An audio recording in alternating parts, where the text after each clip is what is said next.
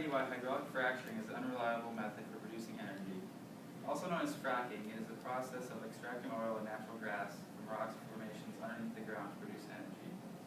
Josh Fox's film Gasland, a documentary reporting on and observing the negative effects of hydraulic fracturing, Fox examines other areas across the country that experience repercussions from his own dilemma.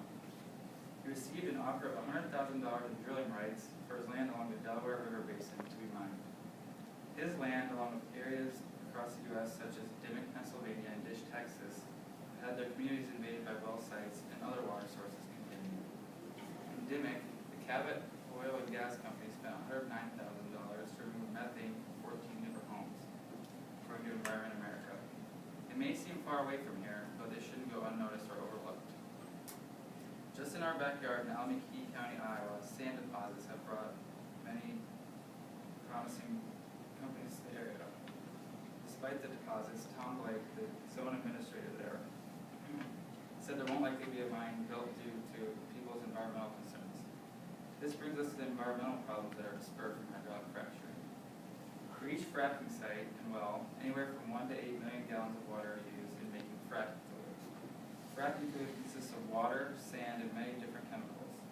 40,000 gallons of chemicals that are toxic are used with the water and sand mixture to penetrate rock shells underground, breaking them up.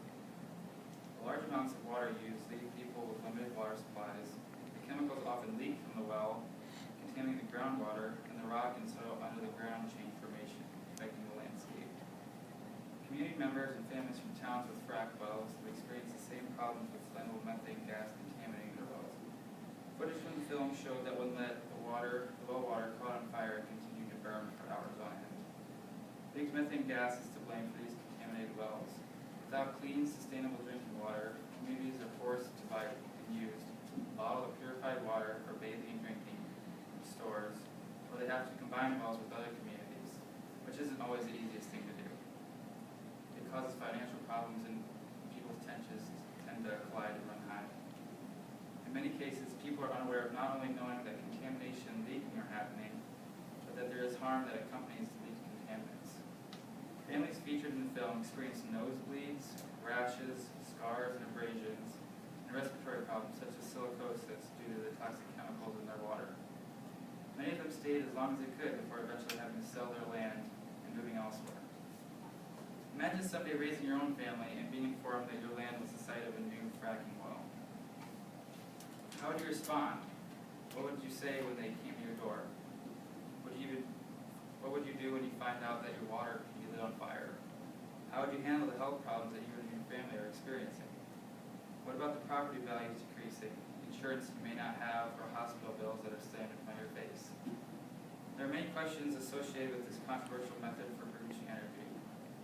Along with coal and oil, natural gas is a fossil fuel that produces most of the world's electricity, but has many downsides to it as well.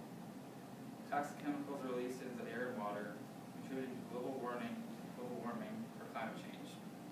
According to the Union of Concerned Scientists, we are heading to a natural gas-based electrical system.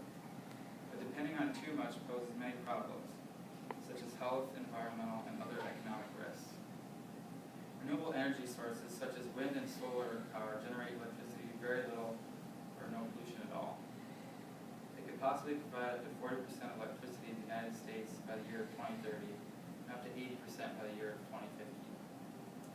Research on fracking conducted by Environment America states that road damage from fully loaded trucks, extreme amounts of water for fracking fluid, and wells that are no longer in use or that are abandoned, excessive decreases in property values, and loss of farm stock all fall back on the taxes of people. As you can tell, there are numerous effects and negative repercussions that stem from fracking all across the board. We started with coal as our primary energy source. Now we've worked our way to natural gas. It's an overall improvement and a step up in improved energy use and consumption, but obviously it still poses many problems. Climate change is like the looming of a shadow. Not everyone sees it, but it's always there. It's prevalent. That is why I encourage the recognition of understanding of the negative issues that stem from fracking and promote the